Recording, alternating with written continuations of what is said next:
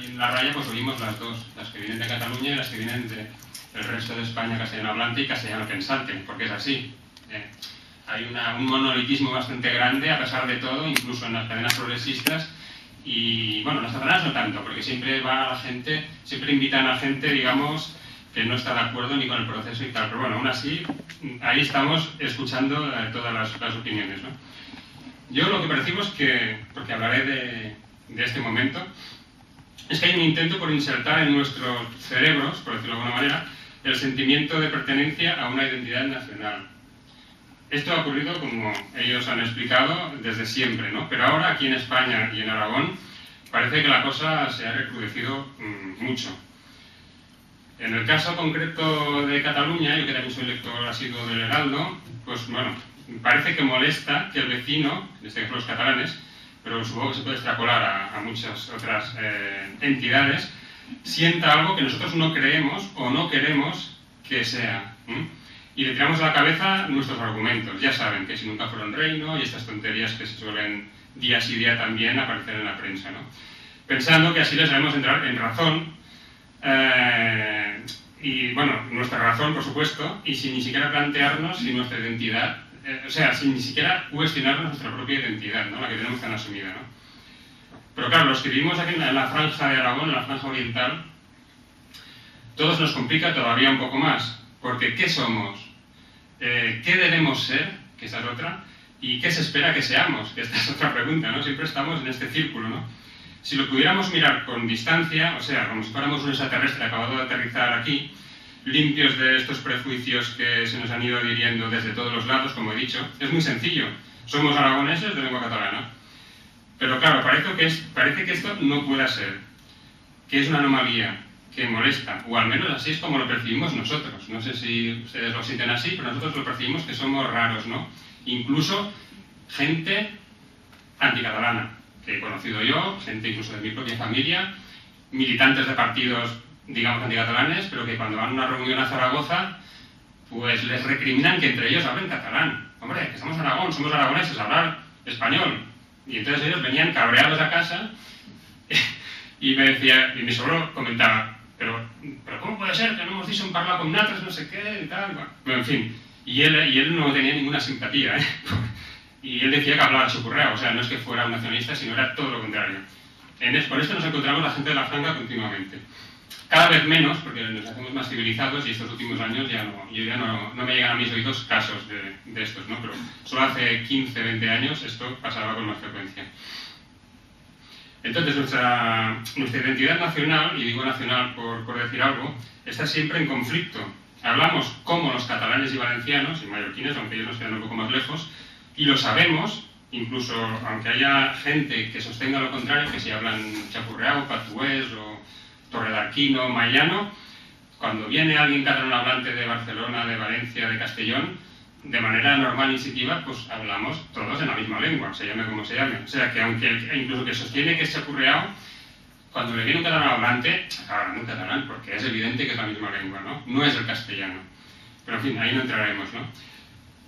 Pero somos aragoneses de pura cepa. Incluso, bueno, hay quien mantiene que como el catalán se habla en Aragón desde antes que el castellano, si entramos en esa que a mí no me gusta, en esa dinámica, pues se puede decir que el catalán y el aragonés son lenguas más aragonesas que no el castellano que se introdujo después. Pero bueno, eso ya son detalles que ni yo entiendo ni tampoco me interesan demasiado, pero me interesa más el presente. Pero ese pero somos aragoneses de pura cepa, es lo que sobra, ¿no? Hablar catalán, de hecho, es una manera genuina la nuestra de ser aragonés, y punto. A veces nos lo ponen tan difícil que dudamos. Entonces, claro, hay dos opciones más otra que es la mayoritaria. Las dos, digamos, que yo creo que son minoritarias, son los que renuncian a definirse, los que optan por desprenderse de ese atributo perturbador que es la lengua catalana, siendo aragoneses de toda la vida, y se sumergen en la aragonesidad castellana que llamo yo, en los países castellanos, que los llamamos nosotros, imperante, ¿no? Pues yo renuncio y he conocido muchos casos de gente más joven que yo, con carrera, pero que ha renunciado porque cuando bajó del pueblo a estudiar a Escolapios de Alcañiz, le avergonzaron, porque venía de una masía, le avergonzaron de tal y dijo, pues renuncio. Y entonces a sus hijos, a pesar de que los dos son catalanohablantes, les hablan en castellano, para evitarse esa vergüenza que ellos de pequeños se juraron de que nunca más la pasarían. Hay los que hacen justo lo contrario, ¿no? Que renuncian a definirse como aragoneses para acogerse a otras identidades, en este caso la catalana, bueno, la catalana, que son más respetuosas con su herencia cultural, ¿no? Ambas posiciones he dicho que son minoritarias y seguramente esta segunda, dentro de Aragón, es más minoritaria. Fuera es otra historia, pero bueno, ya en todo caso, si sale el tema ya hablaremos, pero dentro de Aragón es más minoritaria, esta última que he dicho. Pero entonces el resto, ¿qué pasa con el resto? ¿Qué pasa con nosotros? Pues no gran cosa. Vamos tirando, que se dice, ¿no?, en los pueblos. Si nos habla un catalán, pues nos haremos los simpáticos con él. Si nos habla un zaragozano, pues lo mismo, pero al revés. Nos haremos más los mañicos, acentuaremos un poco nuestro acento aragonés y punto, y todos contentos, ¿no? Y no es que seamos como el Célic de la película de Woody Allen, ni hipócritas. Lo que pasa es que somos, bueno, tenemos las dos, somos aragoneses de lengua catalana y queremos sentirnos a gusto con nuestro interlocutor. Es un mecanismo que creo que todos tenemos, ¿no? Hay un caso curioso que, bueno, como yo me dedico bastante al mundo editorial, que cuando se hacen estudios sociolingüísticos o etnológicos, sobre todo en nuestra zona, en las comarcas orientales, cuando se hacen desde Zaragoza, sucede que los resultados son diferentes porque, claro, el interlocutor ve que percibe inconscientemente que esa persona es castellanohablante, que le habla desde el universo aragonés-castellano, y por tanto quiere quedar bien, entonces la información que le da sobre canciones tradicionales y tal es diferente, todo entiende a traducirlo y tal. Y en cambio, cuando le vienen gente de la Universidad Rovira i Virgili de Tarragona o de Castellón y tal, la actitud es diferente porque percibe que a nivel cultural es más idéntico y por lo tanto ya no le da vergüenza ocultar, ¿no?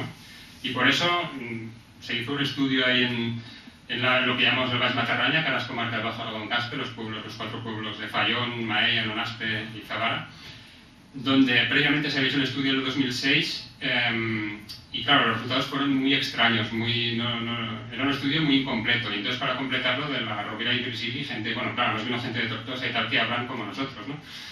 Entonces hicieron un estudio de literatura oral y claro, la actitud fue totalmente diferente, o sea, es curioso, ¿eh?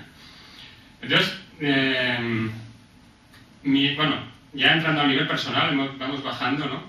Mi desconcierto o el escepticismo se acrecienta en cuanto yo soy hijo de la emigración a Barcelona, ¿no? Imagínense, mis padres eran aragoneses catalanohablantes.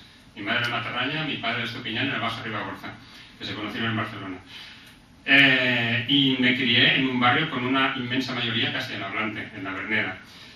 Nosotros éramos los catalanes de nuestra escalera, y éramos aragoneses. Y ni mis padres ni mis abuelos, cuando venían a vernos, que a menudo nos traían los paquetes, ya saben, de almendras y melocotones y tal, protestaban porque lo veían normal. Éramos los catalanes de la escalera. Bueno, había otros del segundo primera que también hablaban catalán, pero el resto, 8 pisos, 4 puertas por esto, todos eran castellanos. Entonces, claro, yo cuando me iba en verano, bueno, además en esa época, yo soy del año 62, el catalán no existía ni en la escuela ni en los medios prácticamente. O sea, yo vivía inmerso, bueno, en un universo diferente. Entonces, yo cuando iba a Cretas en verano, los 2 o 3 meses de paraíso terrenal, que era estar con los yayos, pues esa era mi inmersión lingüística, ¿no? Y llegaba allí y eran 3 meses de hablar catalán única y exclusivamente y además pasarlo muy bien. Entonces, quizás por eso, luego de adulto, he desarrollado este amor por la lengua, quizás porque lo asocio con la felicidad de la infancia. Pero bueno, eso ya es tema de psicoanalistas, no tengo que entrar en eso. Bueno, en resumen, ya para no alargarme, me confieso de nuevo un desconocedor de lo que significa la identidad nacional.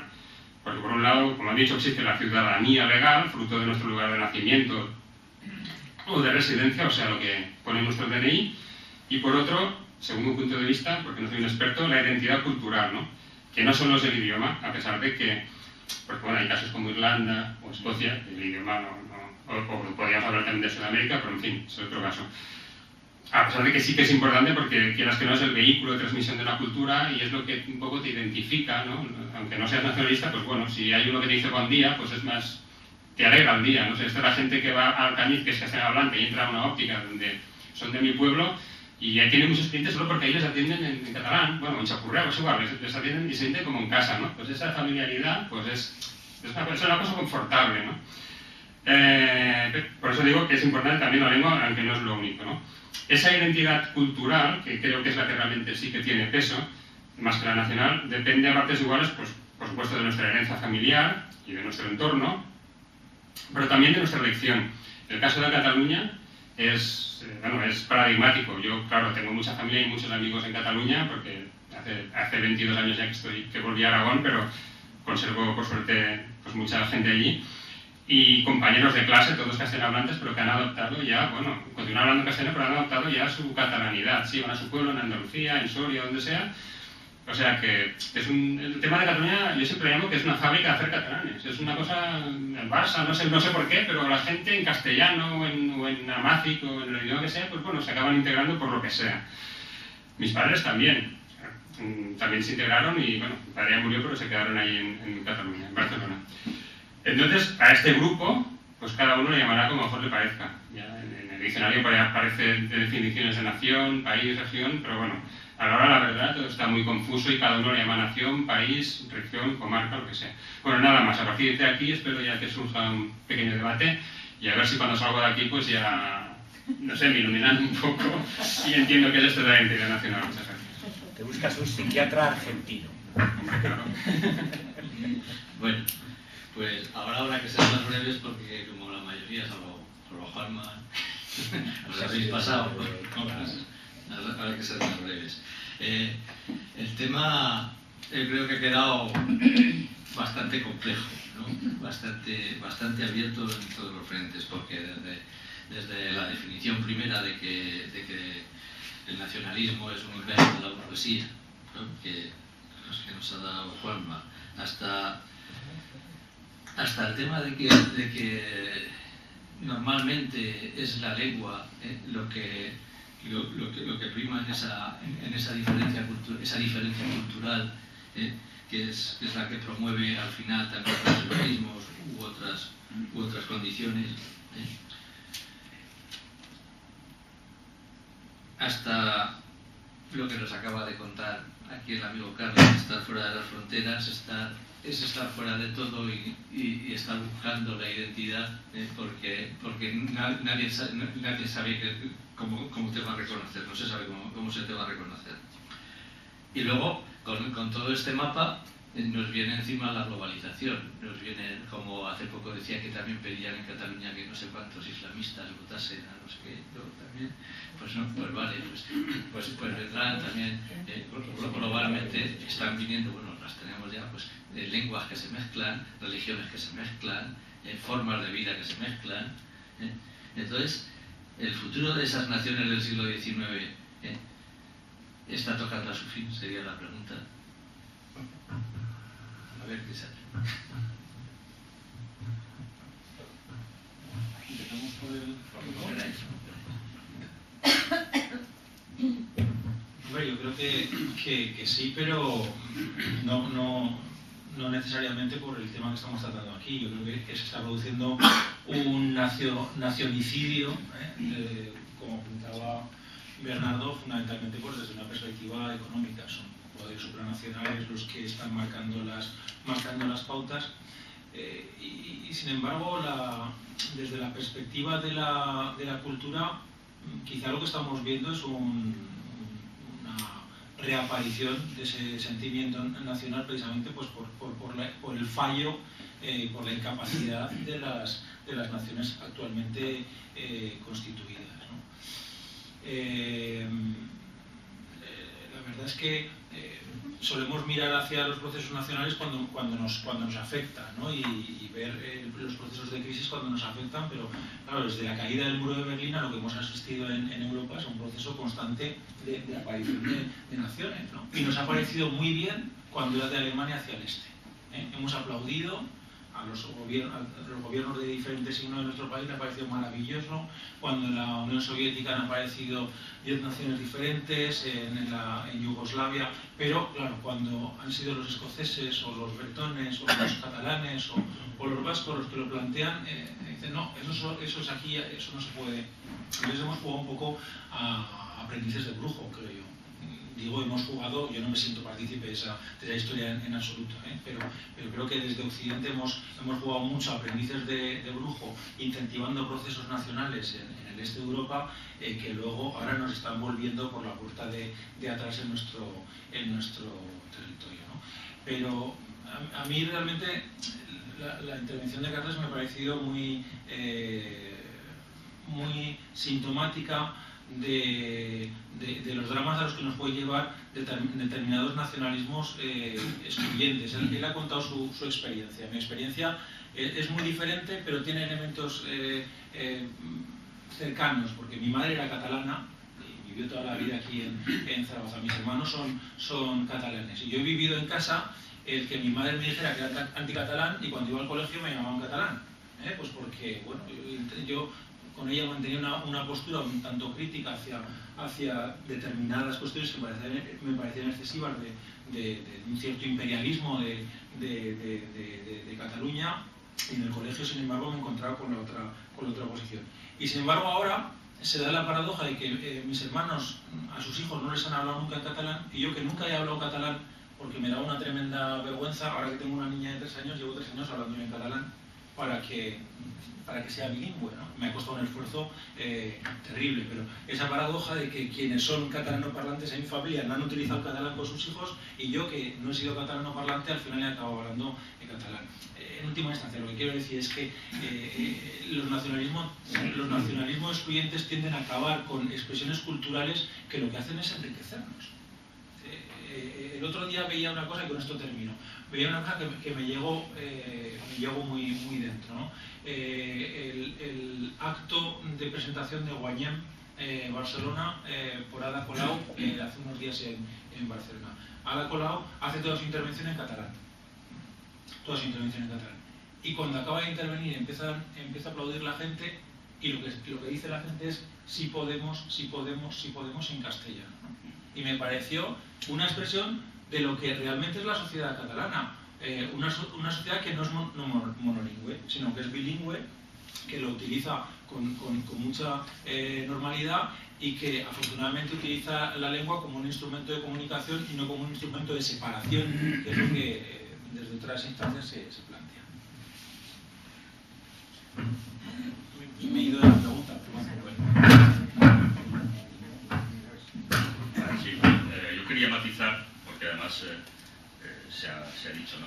Es decir, que yo he centrado en una parte de mi intervención la definición de la identidad nacional con la lengua en el caso de Cataluña, y sobre todo en el caso, es decir, sería como aparece, ¿no? La prohibición de la lengua catalana luego en el siglo XIX, el movimiento literario cultural renaixença, y sobre todo decir cómo el representante fundamental del nacionalismo catalán durante 30 años, Jordi Pujol, y a través de mi relación personal que por cierto José Luis y yo vamos a visitar el día próximo 3, ¿no? Joan Rigol, que es el presidente del Pacto por el Derecho a Decidir, era consejero de Cultura de Pujol y fue presidente del Parlamento. Sí, cómo ellos han identificado siempre Cataluña, la nación catalana, con la lengua. Y lo que he tratado de decir es que eso ahora ya no es así. Es decir, que no se resuelve el problema, que a lo mejor era el problema hace 20 años, porque está situado en otros parámetros, históricos incluso, históricos. Porque yo creo que el cambio histórico que hemos vivido en los últimos años, de globalización, de los mercados financieros, de debilidad de los estados, que ya se ha comentado, hace que, es decir, los nacionalismos o el refugiarse, ¿no?, en la lucha por la soberanía nacional tiene otros componentes absolutamente distintos, y muy sociales y muy de crisis de la democracia. Es decir, el problema de fondo último es este, ¿no? Es decir, de crisis del sistema de representación, que es lo que está llevando a composiciones, a procesos. Por eso se habla del proceso, porque es un proceso en el fondo constituyente, y se habla siempre del proceso constituyente. Y hay una, digamos, insatisfacción, y por eso hablaba yo de que se mira más a futuro y más, digamos, a aborrecer el presente, es decir, la ciudadanía estatal actual, ¿no?, que a paraísos pasados mitológicos, que sí que hacía la inculturación catalana en las plantas, sí que lo ha hecho, ¿no? Pero eso no es lo que más repercute en este momento, y por supuesto no repercute a la mayor parte de toda esa segunda generación de inmigrantes en Cataluña, que se sienten catalanes, y un gran porcentaje de ellos están defendiendo en este momento la consulta, etcétera, ¿no? Yo conozco infinidad de gentes que no son catalanes de pura cepa y que sin embargo son más catalanistas y más soberanistas que muchos de lengua materna catalana. Esto aquí obedece a un componente socioeconómico y político completamente distinto. Eso es lo que quería decir. Hay otra cuestión en la que no he entrado, que ha mencionado, los dos habéis mencionado, y es que efectivamente hay otros elementos culturales que existirían en Irlanda, existen en Escocia y sobre todo existen en Latinoamérica, ¿no? Es decir, donde además hay movimientos, digamos, políticos, a veces también más o menos identificados o relacionados con populismos, pero movimientos políticos importantes de indigenismo, de culturas, ¿no? Que están en los últimos años teniendo presencia política que no tenían antes. Y entonces, lo que hay detrás de todo eso, yo lo que yo he querido trasladar, y he dicho un artículo de Bernardo Atxaga que remitía al Fuste de la Humanidad, un libro a mí me parece importante, ¿no?, de Isaiah Berlin, es eso, es decir, que detrás de estos procesos lo que hay es una historia de humillación, ¿no? Es decir, y esto es lo que está en el fondo. Y cuando vienen mal dadas económicamente, o cuando no sé qué, reaparece ese fondo de humillación, de menosprecio. Y eso es lo que está alimentando muchos de estos procesos. Yo, lo he dicho antes, he estado este verano, ¿no?, viajando por el centro de Asia y tal, ¿no? Y entonces, las fronteras no tienen nada que ver. Es decir, y todos esos países, Uzbekistán, por ejemplo, que tiene una cierta paz social, o Kazajistán, o Kirguistán, o Turkmenistán, es decir, que eran todas repúblicas soviéticas, tenían una capa, como la tenía Yugoslavia, ¿no?, es decir, de convivencia estatal y de ciudadanía estatal hasta un momento determinado. Cuando eso se rompe, si no hay satisfacción de los procesos, digamos, socioeconómicos vitales, es decir, si la gente no puede vivir mínimamente o dignamente, y no existe un paraguas supranacional, pues entonces lo que aparece es el Islam, porque en el fondo todos son, o la mayor parte de los uzbecos, los quillicos, los kazajos, todos son, y una gran parte, los uigures, dentro de China, todos son musulmanes. Pero entonces el ser musulmán no es ningún problema. El problema es cuando resulta que no hay una realización política, una organización política que satisfaga las necesidades de la vida. Porque entonces aparecen otros paraguas, o bien los nacionalismos o bien el Islam radical, ¿no?, en algunas de estas zonas también, ¿no? Y esa es yo creo, ¿no?, el momento en el que nos encontramos, histórico en el que nos encontramos. No sé, realmente no sé si puedo añadir algo, quizás insistir en dos aspectos que igual han quedado un poco soterrados. Cuando decía que las nacionalidades y las identidades nacionales son un invento moderno, no quiero decir, por supuesto, que los elementos que las constituyen no hayan estado desde mucho antes. Lo que pasa es que solo se problematizan en un momento muy concreto. Por supuesto que la lengua, la cultura, la historia ha estado ahí. De repente se hacen explícitos. Ya hay dos maneras de hacerlo, una más inocente y otra más perversa. La inocente es la que tiene que ver, por ejemplo, cuando Bernardo ha estado por el extranjero, cualquiera de nosotros, o cuando salimos al extranjero, de repente nuestra identidad nacional se hace muy presente, desde el momento que enseñas un pasaporte hasta cuando tienes que hablar con gente de otro país. Ahí de repente tu ser español, aunque no te consideres nacionalista español, está muy presente. Yo he vivido 30 y tantos años en Canarias y mi naturaleza canaria no era explícita, no era importante en ningún momento en mi vida. Los 6 o 7 años que llevo en Aragón, el ser canario es lo primero que se pone por delante, que acabo la boca, es lo que me define. Mi canariedad de repente se hace muy explícita en mi vida. La mayor parte de mi vida no ha sido un factor y ahora sí lo es. Bueno, eso es una manera muy inocente de tener la identidad nacional muy presente.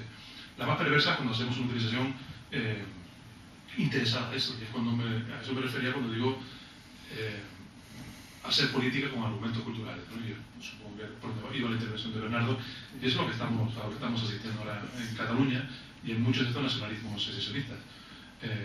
Y es muy perverso, por supuesto, porque normalmente detrás de esto están los intereses de unos pocos que cuando abren la boca para decir lo nuestro se refiere a lo suyo, pero los demás vamos detrás de ellos como borregos, pensando que sí, que hay lo nuestro, por ahí, que nos van a repartir algo en un momento. Y bueno, y esa es la utilización perversa de estos rasgos culturales del nacionalismo.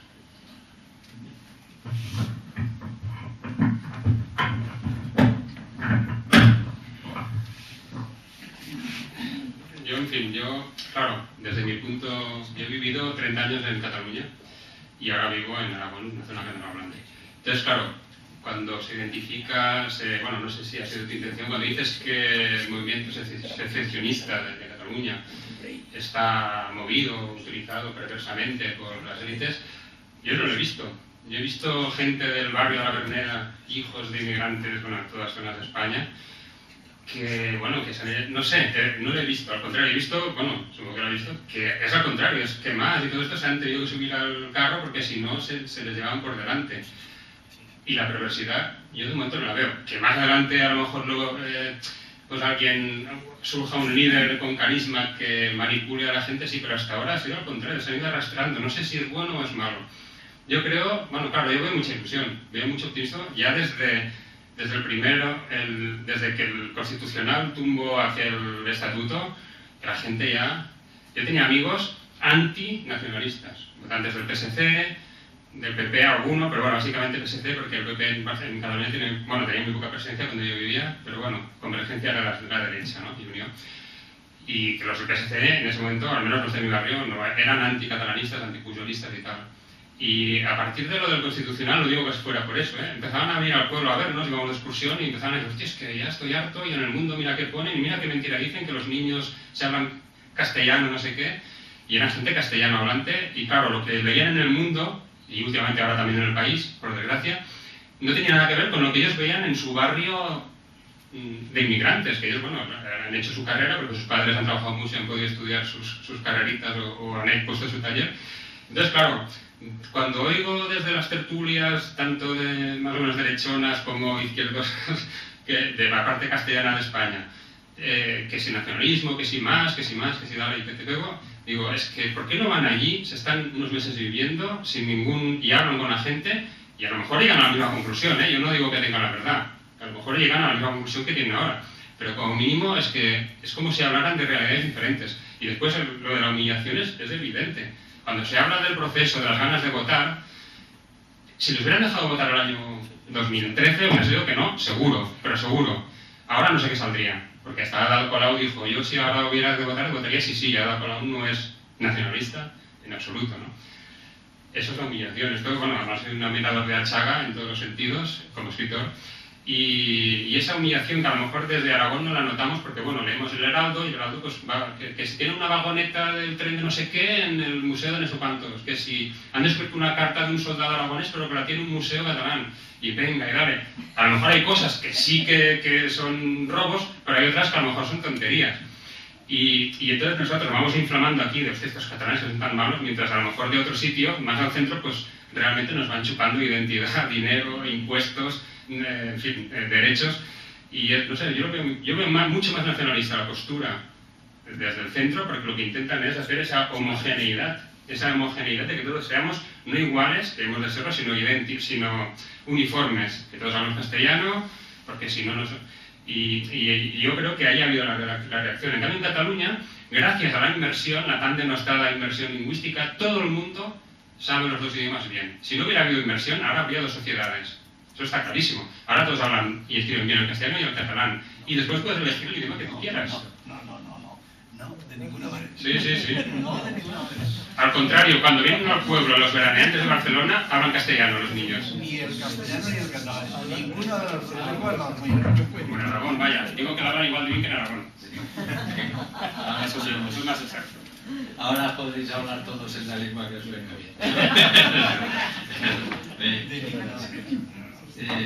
Simplemente decir eso que ha quedado ahora claro, el tema de la humillación está claro no solo con el estatuto, o sea, con la cuestión del estatuto, sino que además se hacen propagandas desde el centro. Como decía Carles, propagandas que son propagandas baratas, pero que se asumen como tal. A España le sienta muy mal que a tenderos en Barcelona que pongan los rótulos en catalán y no pongan nada en español, y han llegado a multarles. Pero no nos parece mal salir por Zaragoza y ver montones de bares y de tiendas con ninguna palabra en español y todas en inglés, incluso en alemán. Es lo mismo, ¿no? Es lo mismo. A mí no me molesta ninguna de las dos cosas, pero bueno, es decir, ahí está. Venga. Palabras. Paco. Claro, estáis hablando de unos problemas muy difíciles y muy complejos, en tanto están las sociedades y sociedades grandes. Entonces yo creo que yo solo lo puedo ver desde mi punto de vista, el propio. Y el propio desde dos puntos de vista, el emocional y el racional. Entonces, si uno lo mira desde el punto de vista emocional, bueno, y además desde lo que puedo controlar y de lo que no puedo controlar, porque me lo han hecho, ¿vale? Entonces, empezamos. Desde un punto de vista emocional, ¿yo qué soy? Pues me siento terráqueo. ¿Qué podemos hacer? Yo me siento que estoy en una bola dentro de un universo que le están pasando muchas cosas. Ahora, de metiendo la bola, tú dices, yo soy el resultado de unas migraciones que surgieron de unos individuos medio monos en África hace unos cuantos millones de años, que se fueron ido para allí, fueron para allí, ¿no? Y los genes más o menos los tenemos igual. Luego resulta que he nacido en España, eso ya no lo controlo yo, he nacido en España. Entonces, España a lo largo de la historia ha sido más grande, más pequeña, ha estado más multicultural, menos anticultural. De España en Zaragoza, yo nací en Zaragoza. Entonces, soy aragonés por definición. No tengo ni idea si soy de alguna comarca, no sé si Zaragoza tiene una comarca o tiene una comarca, ¿vale? Entonces me las van poniendo todas. Yo pago los impuestos, los que me dicen en el país en el que yo vivo, lo controlo. La sanidad me la dan hecha, al estilo. Por ejemplo, yo sí que he podido elegir una cosa. O sea, desde un punto de vista profesional, yo no soy español, soy inglés o anglo, porque la ciencia en la que yo vivo y la que yo he elegido y en la que trabajo y en la que me comunico, llevo 30 y pico años dándole vueltas, es que está transcrita en inglés. Y cuando tengo que hablar en inglés y expresarme como puedo en inglés y además con unas formas de pensamiento que son típicas científicas, no son típicas de ningún tipo de idiomas de la sociedad científica, ¿vale? Entonces, ahí hay unas cuantas cosas emocionales y unas cosas que me las han impuesto. Luego, si lo miras desde el punto de vista racional, a mí en el tema catalán, que lo veo completamente emocional, yo tengo compañeros catedráticos de universidad que son catalanistas desde toda la vida y otros que no, y son amigos, pues hablamos de estas cosas de vez en cuando, ¿no? Y últimamente me fui a hablar con uno de ellos. Digo, oye, ¿hay algún estudio que os hayan hecho en Cataluña, independientemente de la emoción que sientas por ser autonación, ¿no? En el que os expliquen que vais a vivir mejor y que de alguna manera haya estudios económicos, sociológicos y tal, que te digan, mire, le estoy pidiendo el voto, porque dado que la sociedad española de este momento no nos está dando los niveles de felicidad que nos gustaría tener, porque los hemos tenido, y no nos defienden, vamos a ver si nos podemos defender nosotros. Pero te lo dan estudiado. Te enseñan algo que digas, mira, un estudio económico, un estudio como va a ser la fiscalidad, porque querer la hacienda no es decir nada, ¿vale? Es cuánto nos va a costar esa hacienda, cuánto va a costar la enseñanza, cuánto va a costar la sanidad, cuánto va a costar los trenes que habrán que tenemos que pasar para allí, cuántos vamos a cobrar los de AVE cuando pasen por aquí para que lleguen a Francia, como ponemos en proposición, pues ahí tienen dinero seguro. Entonces, no hay ningún estudio de esos racional. Como no hay ningún estudio racional, ¿vale? Ese tipo de planteamiento emocional va a donde van todos los planteamientos emocionales. Que si tienes suerte y aciertas, vas. Pero cuando no tengas suerte, vas a peor, ¿vale? Entonces, a mí lo que me choca es que ese planteamiento no se le haya ocurrido soltarlo a nadie en algún momento. O sea, ni por la parte central que no les interesa que se les vaya, que por mí, la única opinión es que quiera votar, que vote. Es que diga lo que quiera. Pero claro, que me lo diga. Si lo dice porque me sale de los huevos, así de sencillo, pues emocionalmente me siento que me han puteado, que me han humillado, que no me han dado de comer bien, que no me han tratado bien, que me han explotado, no sé qué. O, no, es que nos vamos a otra cosa que será un modelo. Todos los modelos podrás acertar o podrás no acertar, y menos en la sociedad. Pero no hay ni un solo intento de hacer eso, más que decir, viviremos mejor. Y además, alguna vez, yo he escuchado por la televisión, una cosa de esta, el tío se enfrenta a las empresas y a los empresarios. Paco, en muchas palabras. Sí, lo mío, Vamos a hacer las palabras. lo mío es muy corto. llevamos mucho rato aquí, Cataluña, Cataluña, Cataluña, excepto una escapada que ha habido a los uzbecos y a los de la China. Pero en Aragón hay algún partido que quiere ser parecido a esos, se llame Chunta, se llame Paz, y no se ha oído ni nombrarlo.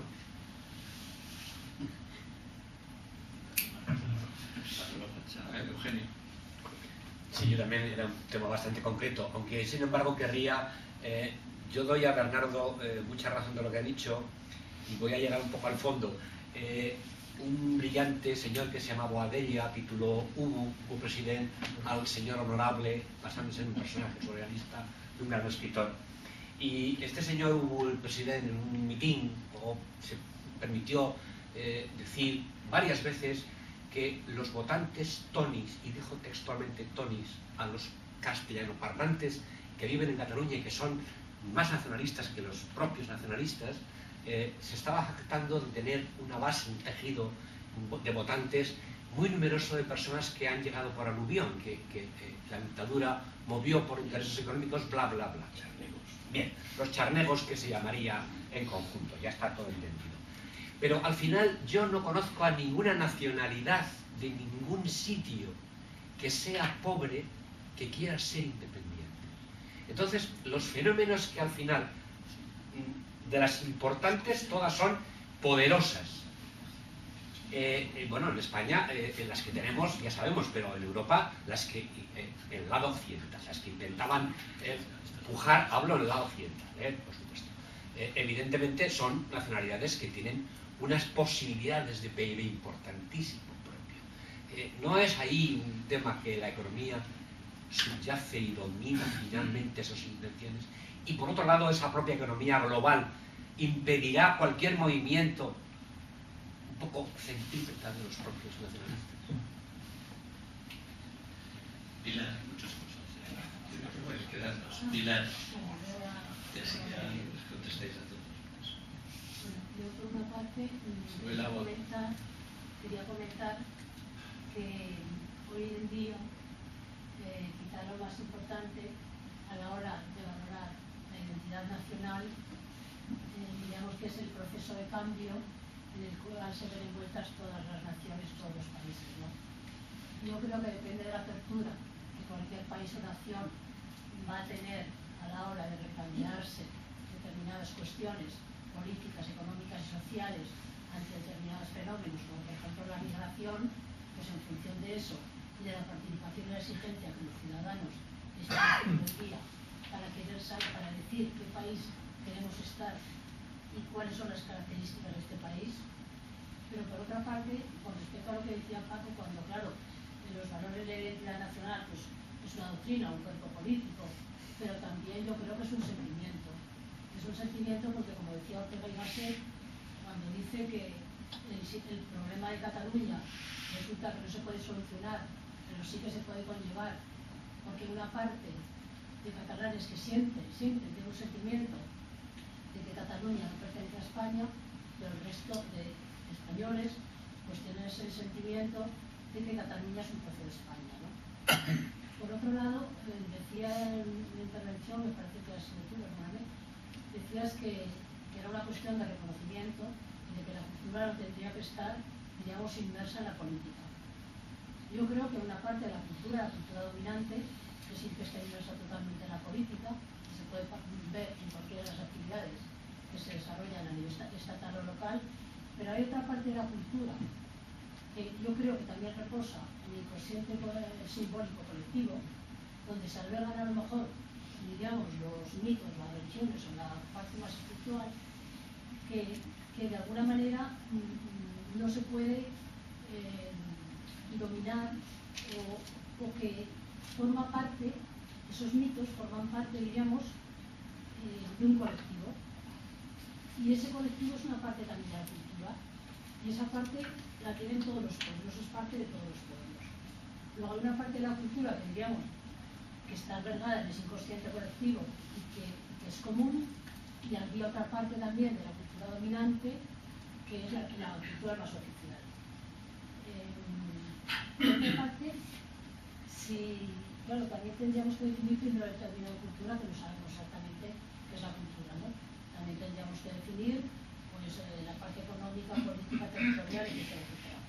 Pero independientemente de eso, yo creo que lo más importante es que los ciudadanos están reivindicando que quieren participar, necesitan cómo hacer esa participación a la hora de construir cualquier tipo de identidad o de valor nacional. Gracias. Usted, sí, usted. Mire, yo quisiera apuntar una cuestión que para mí me pareció vital en cuanto al resultado del referéndum escocés. Y es que después de 300 años de ignorancia de la nación escocesa dentro del Reino Unido, sabió que sí a mantenerse dentro del Reino Unido por razones estrictamente económicas, porque llegó y toda la prensa, tanto nacional como internacional, le dijo al pueblo escocés en su mayoría que iban a perder la vinculación a la Unión Europea, que si el Banco de Scotland iba a desaparecer y se iba a trasladar a Londres, que si dejarían de utilizar la libra esterlina. Es decir, ahí hubo un pragmatismo en cuanto a si iba o no a mejorar su situación siendo independientes o por el contrario iba a empeorar. Y allí